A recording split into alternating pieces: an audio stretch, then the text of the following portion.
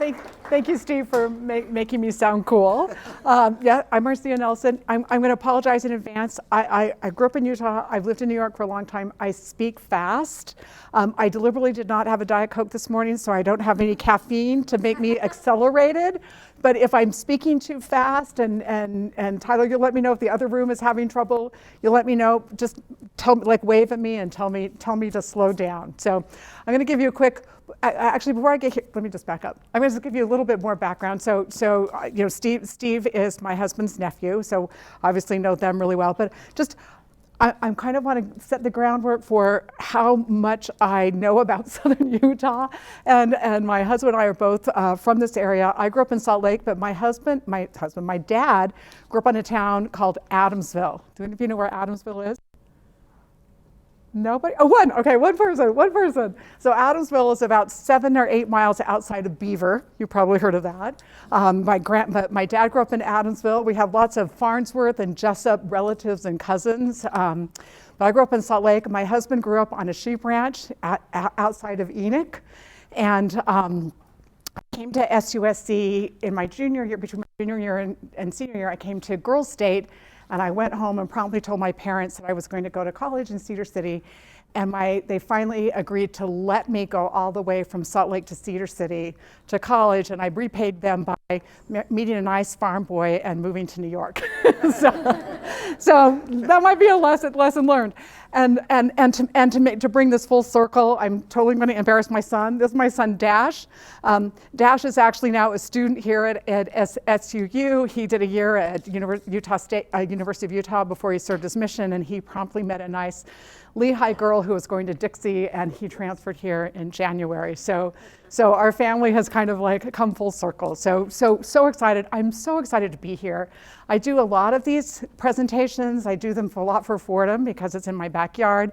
I've spoken at the University of Utah Lausanne Institute a couple of times and BYU Management Society, but I've never been to SUU. So I'm just thrilled to be here today. So thank you.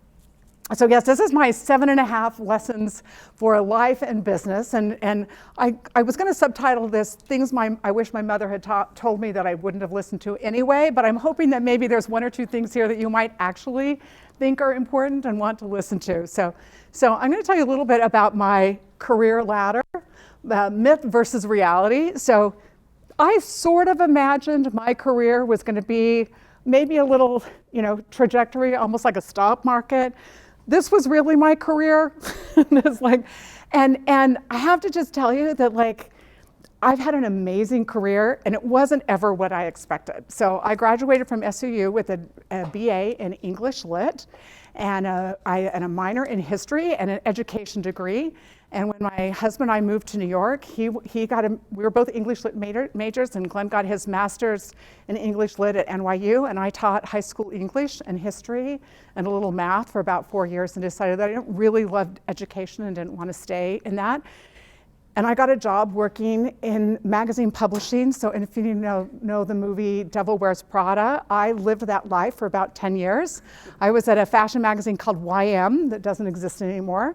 And then I went to Condé Nast and worked for a magazine called Mademoiselle, which also doesn't exist anymore, which is kind of why my career did this, right? Because I thought I was going to stay, first I thought I was going to stay in teaching, didn't love it, went to magazine publishing, thought I was going to stay there forever. And then this little thing came along called .com, and it completely devastated the magazine industry. And so magazines started closing. So there was no place for me to go within the magazine community, and I got a job working for a billionaire philanthropist whose philanthropy was around education. So my education degree and my teaching actually became the impetus for getting a job working for a billionaire philanthropist. And by then, my husband, who had worked for 10 years editing tax textbooks for the AICPA, I'm sorry, Dean, but he really wanted to shoot himself because tax textbooks are not all that interesting. And my husband was an opera librettist. And when our daughter was born, we decided that my husband would stay home with the children, and he had started doing some ghost writing. And he was going to stay home and focus on his writing career, and I was going to have the professional career. So my daughter was born. Then I was pregnant with my son Dash, and I was working for this philanthropist. And I had second baby syndrome, and when I had my second baby, I couldn't be as flexible. I was working for a billionaire philanthropist, not a corporate, it wasn't a corporate job, it was really working for somebody personally. And she would call and say, hey, I need you to fly to the Hamptons to be out here with us this weekend. And I'd say, well, I'm throwing my daughter's 3-year-old birthday party, but yeah, I really need you. So when Dash was about 6 months old, I came home and I said to my husband, I think I need to go back to graduate school and get an MBA. And he said, do you know what that is? And I said, no, but I know I need one. I said, nobody's heard of Southern Utah State College. Nobody in New York has heard of SUSC. And everybody thinks I'm a secretary. And the only way I'm going to get ahead is if I go back to school and get some credentials behind my name. So my husband said, okay, let's figure out how this will look. And so I went to an employment agency and I got 2 job offers. I said, I need to work in finance. I actually used the recruiter that when I worked for this philanthropist, we were always hiring. There was lots of people would come and go pretty regularly. So I called the person that I'd been working with for 2 years and she said, I've just been waiting for you to tell me. She says, I've got 2 jobs waiting here for you. So I interviewed at a company called Morgan Stanley for the president and CEO as an executive assistant. And then I interviewed for this other company, little startup firm called the Carlyle Group. I don't know if any of you have ever heard of Carlyle. They're one of the largest private equity firms in the world right now. But when they first opened in New York, they had 20 people in New York and a handful of people in DC. And I took the job at Carlyle because I could walk to the Kaplan Center where I was studying for my GMAT, and I could walk home because it was about a 15-minute walk, and Fordham, where I did my MBA, I could get to Fordham on 2 subway stops. So there was no plan. There was no plan. It was location, location, location. I took the job at Carlyle because of where they were located, not because of anything that was going on. But that was probably one of the best decisions I ever made because Carlyle is so well known that if I say I worked at the Carlyle Group, everybody goes, oh, David Rubenstein, Danny Delmiello, blah, blah, blah. Those were all billionaires. I'm like, yeah, I was there back in the day. So anyway, I was at Carlyle. .com came along. As I said, .com came along, but then came the bust, and Carlyle had some real problems. I ended up working for 7 people over the course of 3 years. Decided that when the 7th person came in, that maybe I needed a change, and I got recruited to another family office that was a retired colonel from the Air Force who later became a general, and he had a whole sports practice, and he was like a sports advisor, an advisor to the Olympics, and advised the Utah Games with Mitt Romney. And when he found out I was Mormon and knew Mitt, I got hired. It's always there's always something there. And I worked for this gentleman, Harvey Schuller, for a couple of years, but he didn't really need a full-time person. And one day at church, I was talking to a guy at church who had a valuation firm. And he had a company that did estate planning for wealthy people, billionaires. And when he found out about my previous experience, he said, we've never had a salesperson before. Why don't you come and work for me? So that was kind of again, this little pivot. I worked for them for a couple of years, and then Congress changed the state tax laws and the business went under. And then I went to accounting firms, and then I got recruited to work for a couple of family offices. And I am working for a family office-backed investment bank right now. But I have this my family office experience from working for Mrs. Ross and Dr. Schiller were ways that got me to where I am today. So my career, what I anticipated, ended up doing all these other things. And then I started this consulting business, CCC Advisory. If any of you, if you know, there's rules around investment bankers, and you have to have this outside business activity. Everything has to be approved, even a speaking engagement like this. So I set up CCC as an outside business activity so I could run all my other activities through that so that I didn't have to get everything approved. I've had so much fun with CCC. I'm on the board of venturecapital.org, on the board of New Impact. I advise another family office in Utah and another company in Utah. And that has been so much fun for me. All of these little pivots in my career have given me a network of people and ideas and strategies that I can share with early stage companies. So I'm watching that was way too much about me. So I'm going to get more into some of these things. So we often hear at the stage, if life gives you lemons, make lemonade. There's no if. There's no if life gives you lemons. Life is full of lemons, right? Global pandemic, right? that's like, you know, a barrel of lemons or a lemon tree or a farm, right? So, some of you, maybe your parents probably remember the Great Recession of 2008. A lot of people graduated from college in 2008 and couldn't get a job because there were no jobs.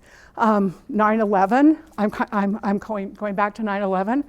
Personal family problems, you know, things happen. I have my son Dash here. My daughter is a third-year law school student at Washington Lee, but when she was 4 years old, she started having headaches, and we couldn't figure out what was wrong.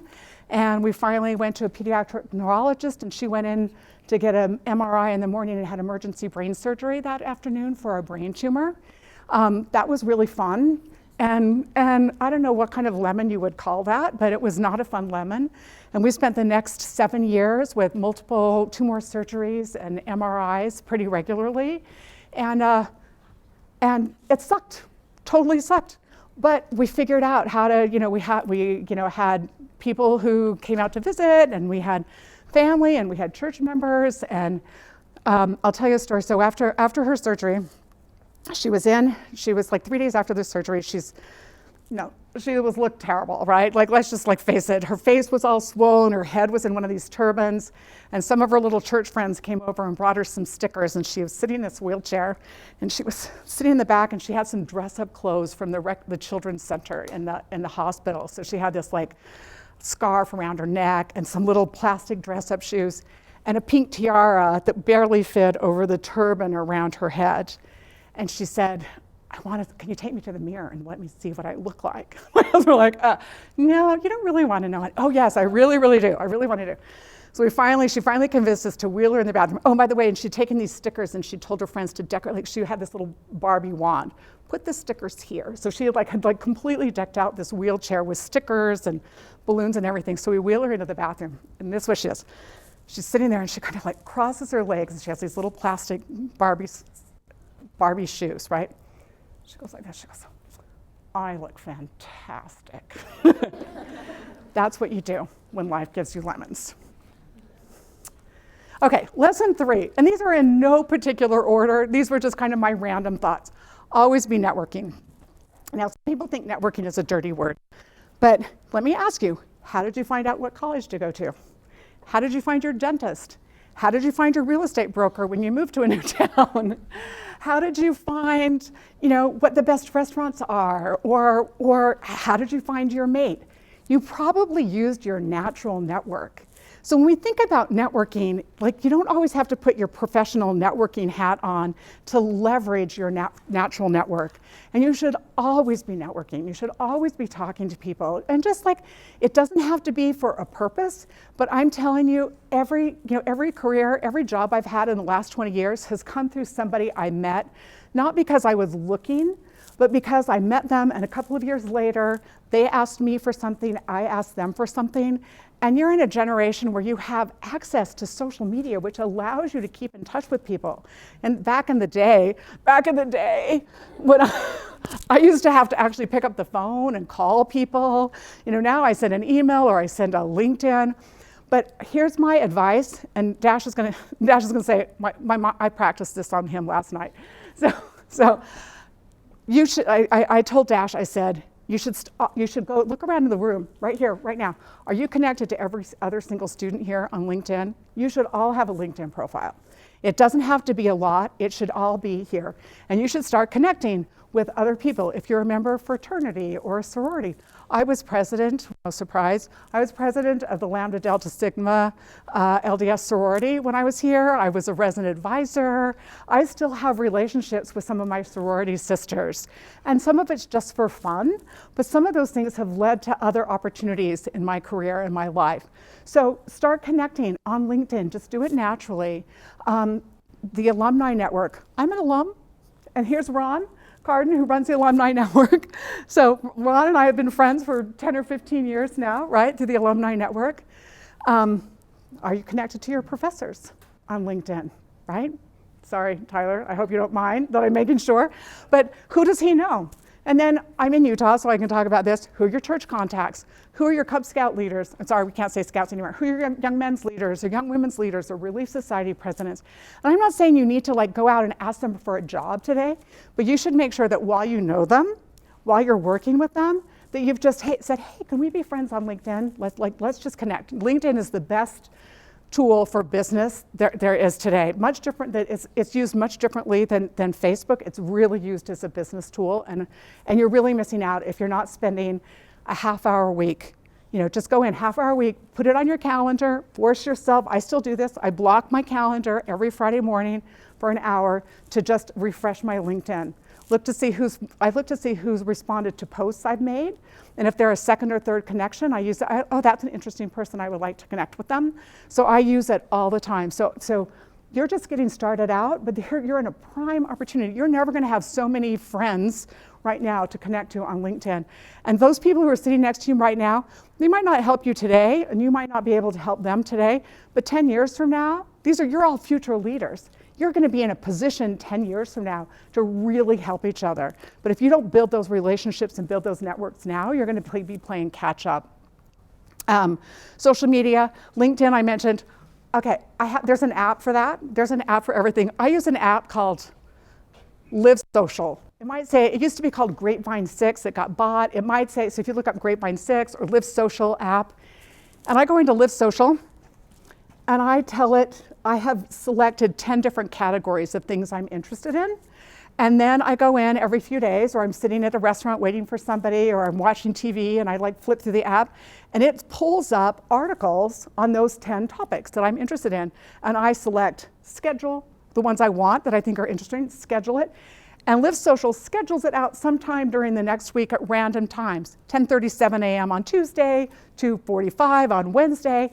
And guess what? My social media LinkedIn profile is always active, and I don't have to do that much work. But I use things that I'm looking at for business. If we're working on something on modular construction, I will look for articles on modular construction, and then I look to find investors who are interested if they've responded to one of my posts. So find other apps, but always be networking. Okay, never make an enemy. So be careful what you say. What happens in Las Vegas does not stay in Las Vegas. Private conversations are never private. You're in the social media generation. We used to have conversations when our kids were little, like, are you really sure you want to put that on social media? Because colleges are going to look at it, future businesses are going to look at it, future employers. Be careful. I actually gave this presentation. I have a networking presentation. I made up some story about road rage. And one of my friends came out to me afterwards and she said, actually, Marcia, let me tell you a story. She said, I had this cute little new convertible and I was going to meet a client and she was going to introduce me to somebody. And so we were going to this club and I drive up and some guy, it's always a guy, no offense, some guy pulls in front of me and takes the parking spot in front of me. And so he gets out and he flips the bird and I flip the bird and we yell at each other and I go and I find another place to park and I go into the meeting to meet with my friend and she says, let me introduce you to the guy who took her parking spot, right? That was a very awkward lunch meeting. But I'm telling you, this happens all the time. It happens in the elevators. I've met more clients in the elevators, but you can also, piss people off in an elevator, right? Or you're having your coworkers, your problems. This is just a general, always be networking and never make an enemy because you never know when that person is going to come back and be somebody that you're going to end up having a conversation with, or you're going to get invited to come and speak at your alma mater through some of your friends or relatives down the road. Always be learning. Yeah, I'm watching the clock. Always be learning. So I recently just started listening to the LDS MBA podcast. And I will tell you, I kind of thought, okay, let me just, like this. So this is cone of trust here, right? I had my always be networking hat on when I pulled up the LDS MBA podcast. So I started listening to people and thinking who I wanted to reach out to. And then I used LinkedIn and say, hey, I heard your podcast. You were really cool. Could we have a conversation? So I met a couple of people through that and had some really great conversations. But what happened along the way is I really liked the podcast. Now I'm listening to the podcast and listening to other people's stories. So I just recently listened to the founder of Cotopaxi, David Smith. Great story. I'm telling you, this is one of the best resources that I've ever tapped into, especially for entrepreneurship. And hearing these people's stories, hearing how he started as an entrepreneur before he went back to grad school, and what that before Cotopaxi was even, he even thought about that. He had this company called pooltables.com. And he was just like, he just came up with the name. He was buying stuff off eBay, but the lessons he learned from pooltables.com were really valuable and actually helped him get into grad school. He sold the company. I'm telling you a little bit about the story to get you excited about hearing him. He sold pooltables.com, started Cotopaxi. 10 years later, pooltables.com was up for sale, and he went back and bought the company again, and now it's part of his companies, because he's like, I always really liked the company, it just wasn't the right time for me to continue to run it. Anyway, great stories. This LDS MBA podcast. I know you guys have cars. I live in New York. My husband and I we've lived in New York for 35 years and have never owned a car. When our children went off to college, we had to actually call up family members and say, hey, can you teach our kids how to drive a car? Because we didn't have a car for them to even practice in, right? So I listen to a lot of podcasts because I walk everywhere. So I use the LDS MBA podcast. It's 12 minutes for me to get from my house to church. And so that's still somewhat spiritual for me to do that, but I sometimes listen to it on the treadmill. But for this audience, I'm making some assumptions here. You don't have to be LDS to listen to the podcast and appreciate the stories, but I really do think there's some really great resources there. Here's the one that I like, the Main Theme podcast, full disclosure, I've been interviewed on that one. I like it because it's 9 minutes. Who doesn't have 9 minutes? And they interview different business owners and different people and just say what's one thing that could be valuable? And it's great. It's 9 minutes, so it's just one thing. I talked about pivoting, because I'm the queen of pivoting in my career. But there are other things, just find something. There's lots of ways that you can, surely you have 9 minutes, find something that you're interested in. I'm going to talk a little bit more about disrupt yourself.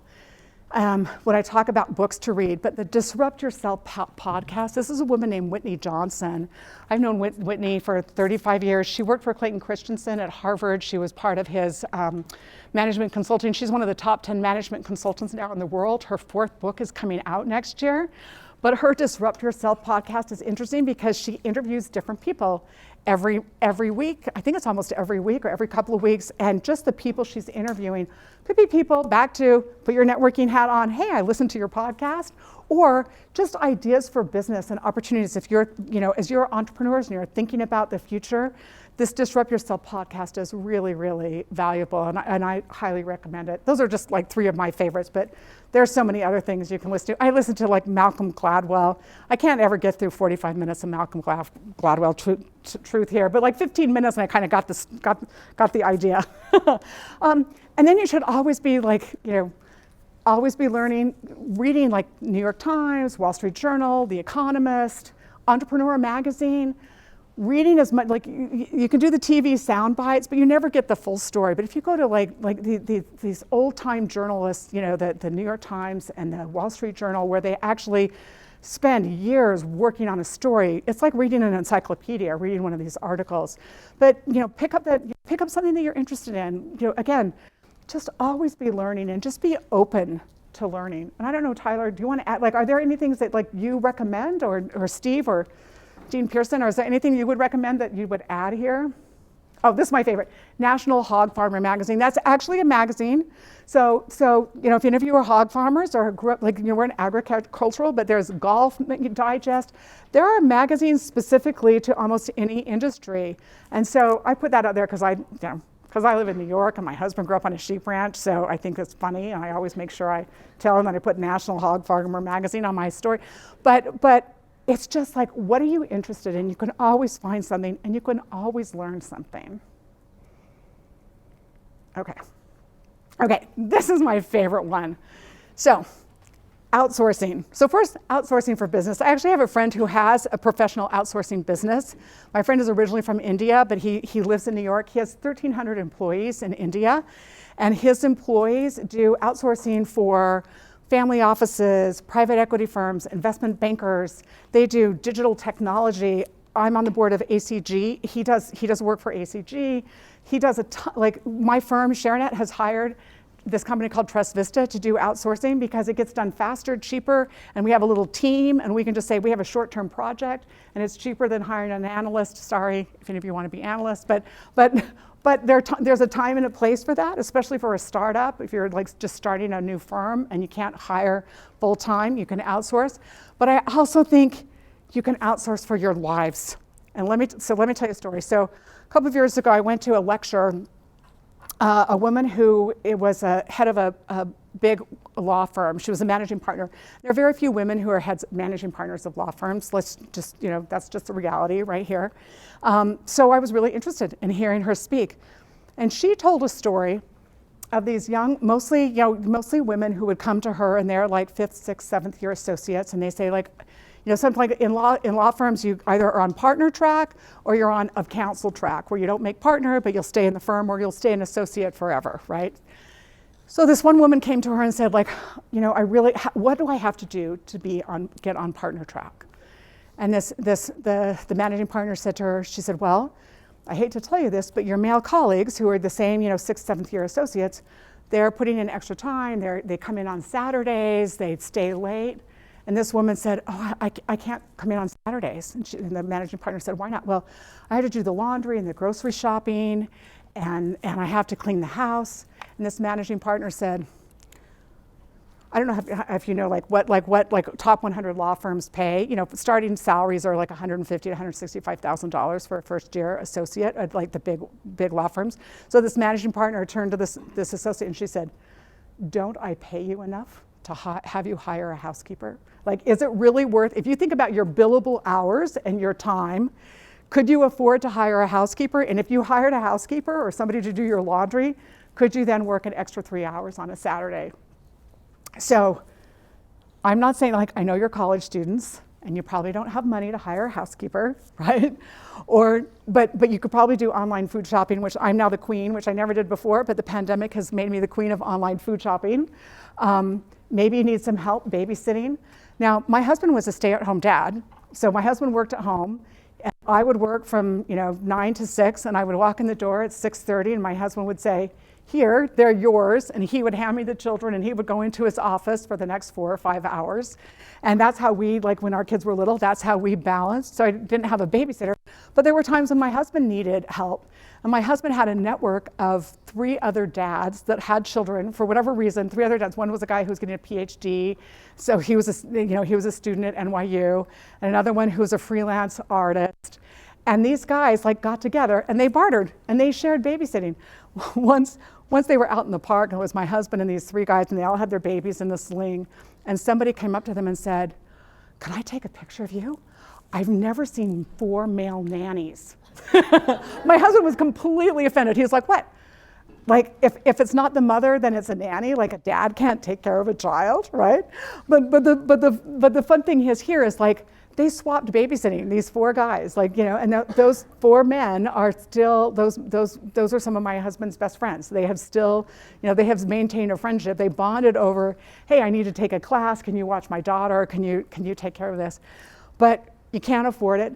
I bet you could barter. I bet you could say, hey, I need some help. I'll babysit for you while you take a class or listen to a podcast, or I'll do your grocery shopping if you'll do something else for me. Years ago, I hired a presentation coach because I was starting to do a lot more speaking. And I know you can't afford a presentation coach. That's hard, but you probably have friends who are in the communications department. Could you barter? Can I barter babysitting for you to help me with some presentation tips? There are lots of things you can do. So you should be thinking about this, but you should also be thinking about it as entrepreneurs, thinking about it for your business. Sometimes it's such a grind, and you're 22, 24 hours a day in your business, and your head is just down and buried. But sometimes you might need to hire somebody who can do some of the work for you. Hire an accountant, hire somebody, outsource some of those things, because think about your billable hours. What is your time worth? Is it worth it for you to figure out how to fix this accounting problem? Or would your company or your life advance further if you hired somebody to do that for you, and then you could spend the time on what you really need to be, where you really need to be spending time? And that kind of gets into my next lesson. You can't know it or do it all yourself. sorry. I know this is bad news, and I'm sure you all think you can do everything. And you're all really smart. You wouldn't be here if you weren't smart, but you really can't. You can't know it all. You can't do it all. So my first one is surround yourself with smart people. Surround yourself with people who are smarter than you and learn from them. Because if you don't have smarter people around you, you have this nice entourage who are going to just be your yes men, they're not going to be helpful. They're just going to say yes to everything you're doing, and they're not going to give you advice and help you propel your business or your life forward. Hire people smarter than yourself, right? You might want to be, I advise early stage companies, and so many times, the CEO, the entrepreneur, is so smart and really, really passionate about whatever they're interested in. I have this great new pasta sauce that I really, really like, and the founder is amazing, and she makes amazing pasta sauce. But she's not great at marketing. She's not great at some other areas of the business. And so she has hired people. She's like, I'm really good. I've got grandma's recipes. I know how to make pasta sauce, right? But I need somebody else who can help me with something else. So hire people smarter. And then, coming back to that networking, find mentors or sponsors. And there's a different thing. Sponsors are generally people who are going to take you under the wing and say, okay, let me introduce you to this person, let me help you with your career, let me move your business forward, let me invest. A mentor is someone who, maybe it's just a one-time, you just make a quick phone call, I need some help, or it's like a little mind share group of people that you've created. A mentor is someone who's been there before, who can say, hey, yeah, I've learned that lesson, here, don't make this mistake that I've made. But comes back to networking. Find mentors, sponsors who are smarter than you, who've done it before. Don't recreate the wheel, don't reinvent it. And then read books, back to the podcast. Read books by or about smart people. So Whitney Johnson is the woman who started this Disrupt Yourself podcast. Highly, highly recommend her book, Disrupt Yourself. Keep an eye out for her. As I said, Malcolm Gladwell, I love him. Sometimes it takes me a little while to get through. Adam Grant, who's a organizational psychologist at Wharton. Great books. I'm going to just talk on the next slide. I'm going to talk a little bit about him. And then here's this: take advantage of learning and networking opportunities. So you're doing that now. You're here. One of the things I wish. My one regret in grad school was my life was so busy with working and children and my daughter's health issues that I really didn't take advantage of the opportunities of getting involved in the MBA Women's Association and some of the other opportunities that Fordham allowed me. I've actually gotten involved as 10 years later, and even here today, I'm here at SUU. I wish I had taken advantage of some of those networking events. And it's hard sometimes because, and then let's factor in church, you've got church responsibilities and getting your children to church, things we are busy people. We have a lot going on in our lives. But if you can find time, you don't have to do everything, but find one or two places. I saw QR code for the Entrepreneurship Society. If that's something you're really interested in, I would highly recommend that if you're not members of that already, you should probably participate in something like that.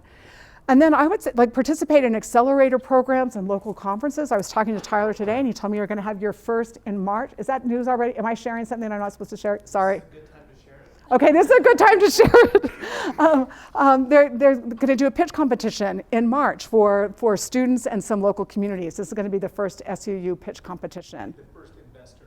First investor pitch competition.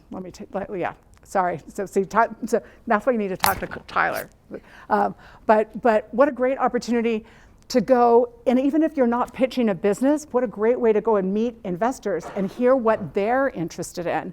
So venturecapital.org runs 2 investor conferences a year, and I've been on the pitch panels. And what VCO does is the companies come and pitch, and then the investors sit at a table, and we ask questions of the entrepreneurs. And what a great way to hear what investors are looking for. So I would definitely recommend participating in something like that. And then Silicon Slopes, their chapters. Silicon Slopes now has chapters all over the state. So look and see if there's a local chapter here. I know that there's a very active chapter in St. George. So Let's make sure Cedar City gets an active chapter for Silicon Slopes. They get some really great speakers. Boom Startup is an online accelerator. And those are things that you can just participate in as a student. You can watch them. Everything's virtual now. But so you'll get some great resources and find some other people who are smarter than you that you can surround yourself with. Okay. Oops, I think I have this one twice. This is because sorry, I'm going to skip over that. Okay, this is my and one to grow in. You know, like at the birthday parties, you know, you get your seven and a half and one to grow in. So I mentioned Adam Grant, organizational psychologist. He has a really great TED Talk and some books around, are you a giver, a taker, or a matchmaker? And he actually has a little quiz. You can actually do this little quiz and find out if you're a giver, a taker, or a matchmaker. A giver, no expectations of something in return, right? So it's like sometimes it's just really easy. Like I have sometimes to my detriment been a giver, been way too much of a giver because then I can't focus on my own business if I'm too busy giving everything away instead of actually saying like, wait, like what's my value and what can I get paid for, right? But there is a certain level of giving. And a giver is like always focused on what somebody else needs and never too busy to help out. A taker is somebody who's always seeking to maximize every situation. My husband has a friend who's a taker he's the guy who always wears orange. You know who I'm talking about, right? He always he always looks like he's helping, but it's always because he has an ulterior motive, and he keeps score, and he will tell you like 10 years later if you didn't match up to him, right? You know. And he's a good person to have around because he's super connected and it's nice, but you always have to kind of like, you know, kind of put him in a little box. Is he, you know, a taker? The matchers are the people who want equal balance, right? So they're willing to give, but they think it's it's like all boats rise with the tide. I think a matcher is somebody who thinks all boats rise with the tide. I'm going to give to you today. I don't really have an expectation that you might give directly back to me in a certain amount of time. But I do believe that at some point, if I give to you today and I need to call on you in the future, you might give back to me or you might have somebody else who can help me. And it's karma, right? And so, you know, give, whoops, I have a typo here too. Anyway, strive for equal balance. They give when they believe they will get something equal and better value. So that's my, and one to grow on. I think that's my last slide. So, okay. I did okay in timing. I wasn't too fast. So here's my last final gift to you. It's not a slide here. As I mentioned, I'm on LinkedIn. Find me on LinkedIn, and I'm going to tell you a secret. Again, like this cone of trust here. I make this offer every time I go to speak at these conferences, and here's my offer to you. I'm happy to have a 15-minute conversation with any of you. Reach out to me on LinkedIn. Tell me where you met me, because I get a lot of people who reach out to me on LinkedIn and I don't know who they are, so I don't always respond if I don't think there's somebody I want to talk to. But if you want to have a 15-minute conversation I'm happy to have a 15-minute conversation with any of you. And the reason I'm willing to say that to you right now is I have a bet with myself that not more than 5 of you will reach out to me. So help me lose my bet. Let me get to 10 or 15 of you who'll reach out to me. I can talk to you if you want to learn about living in New York. Yes, you can raise nice children in New York and they'll end up in Utah. No matter what you do, you try to get them to New York. Talk about work-life balance. If you want some ideas and suggestions, I'm more than happy to take 15 minutes and have a conversation with any of you. So that's my gift to you, and that's a thank you for the helicopter ride that I'm going to take in a little bit. Great, and then I'm going to turn over to you. Are there questions? Yeah, anyone in the class is welcome to ask a question. I was so profound that I gave you like all knowledge that none of you have any questions. I'll keep talking. So if you don't ask me the questions, yeah. What advice do you have for like work-life balance? Because it seems like you were very involved in like lots of different stuff. So what did you do? So first, work life is like it's a teeter-totter. There's never, like, somebody's always at the top and somebody's always at the bottom, right? It's always hard, it's really hard to find that stability, right? I found things like with my husband and I, so as I said, my husband worked at home for 25 years. My husband did the cooking, the cleaning. My job was to do the laundry, and I figured out how to teach my children to do it so then I wouldn't have to. So my husband really did like the main, and then the pandemic hit, and all of a sudden I was working at home, and my husband runs a nonprofit arts organization, and he got free gallery space for years. So now he goes to the gallery 6 days a week. And it was only about a month after he'd been to the gallery that I was like, wow, the bathrooms look gross and the carpet's not clean. And I realized that, like, now that was now my job, right? Like I'm the one home, I'm the one who have to do it. But for 25 years, I was not that person, right? Like, I was never that person. So I don't know that, like, when you talk work-life balance, I think you just figure out, like, what's gonna be the balance right now. And there's also this part of, like, if the laundry doesn't get folded today, is it really the worst thing? Do I really need to finish this paper? Do I need to do something else? So I think it's really, for me, it was having a companion and, like, always talking about it. Like, there were times, like, my husband would call me on the carpet sometimes because I was in business development for a long time. So my calendar was free on Tuesday night, and I would say, oh yeah, I can go to another, I have 8 meetings, but I can still do a dinner or a cocktail party or something at the end of the day.